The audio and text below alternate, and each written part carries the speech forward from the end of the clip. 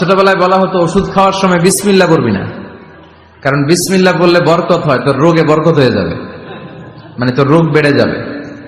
কি ডাকাত, ভুয়া কথা। সব ভালো কাজের আগে বিসমিল্লাহ। অবশ্যই আপনি ওষুধ খাওয়ার আগে বিসমিল্লাহ পড়বেন। কি পড়বেন?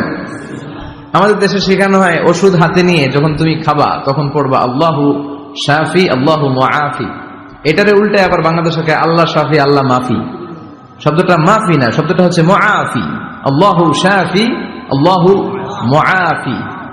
খেয়াল থাকবে, পড়েন আল্লাহু শাফি আল্লাহু মুআফি।